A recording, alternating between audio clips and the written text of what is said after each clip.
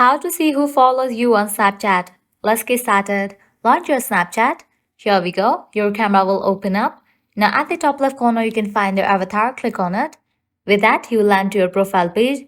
Scrolling down, you'll find this section, My Public Profile. In the case you haven't created your public profile, you can create it. After you create it, you can just click on it, and over here you'll find your followers. You can see that I have 1386 followers. At the moment, you are only able to see the numbers. Likewise, you can head back. Now click on this icon given at the top right corner. Now at the top right corner, you will find three dots. Click on it. Click on the option of Ignore from Added Me. And here you're going to find the follower list. So these are the people who have followed you. Well, this way you can easily see who follows you on Snapchat. At the end, if you guys find this video helpful, smash that like button, share and subscribe to our channel. Thank you.